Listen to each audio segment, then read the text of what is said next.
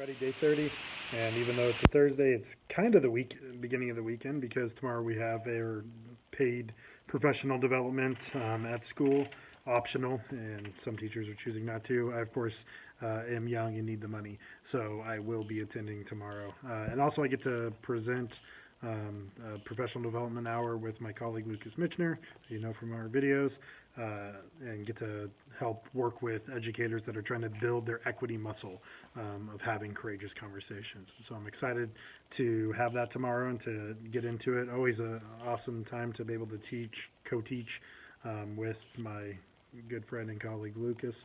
Um, yeah, I mean, I'm going to be honest, I prefer youth to adults, but the group of adults that I get to work with and that have signed up for this workshop are fantastic and phenomenal. And I think we're going to have some really great conversations of really delving into how does our race impact our classroom?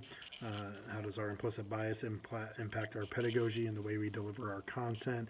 And how do you respond in situations when you're trying to be racially conscious in a classroom between students and between you and a student? So I'm excited to get into that tomorrow. Also, tomorrow is a little political action. And so Betsy DeVos, the current Secretary of Education under the current administration, is coming to Bellevue to speak at a conservative think tank group fundraiser, and we're going to be out in full force. So you're going to have a lot of educators grateful for the Equity and Education Coalition who kind of organized this counter rally and protest, but there's a lot of local unions that have signed on, local associations. The state WEA is going to be there. There's a lot of community groups and organizations that advocate for public education that are going to be out to protest the agenda that DeVos and Trump seem to have, that many of us worry would help aid to the destruction of public education.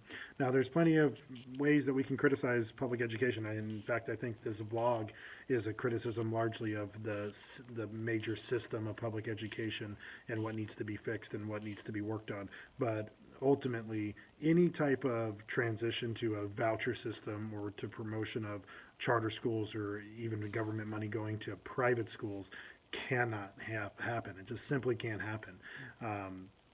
The fact that people who are not elected, non-elected people, private boards would be able to run charter schools, or private religious schools would be able to get taxpayer money to educate people, is really problematic.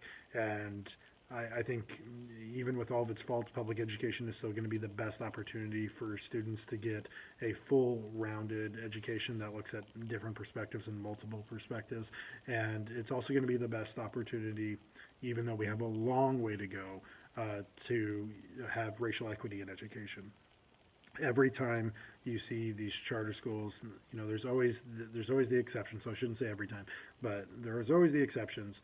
But for the most part, when you look at charter school movement across different states and different areas, it has been extremely destructive for public education, because what you end up having is students at the top, which historically are predominantly white, are going to, and their families know how to navigate these systems to be able to apply for the raffles and all these different things.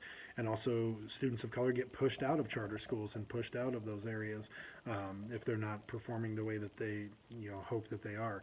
I remember there was a charter school in my hometown of Coeur d'Alene, Idaho, and I remember talking to a student when I was student teaching at Post Falls High School, and she was telling me about her experience at Coeur d'Alene Charter Academy and how she started to get a couple of B's in a few classes, and a teacher pulled her aside and kind of just gently nudged, like, well, maybe this school is not the right fit for you. Maybe you need to go back to public education, forgetting that the charter school was supposed to be public education.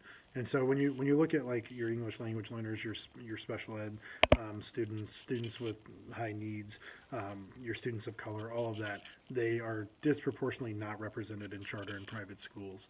And so, just being able to throw a voucher at that is not going to fix anything. We need to be fully funding public education and taking care of the inequitable funding mechanisms that fund public education in order to do it, not removing more funding from the equation, because it's only going to get worse. So I'm excited to do the PD tomorrow and get to continue having these courageous conversations. And I'm also excited to go out and let my displeasure with the current administration's approach to education be known as well. So, won't get to see you tomorrow, but I'll see you on Monday.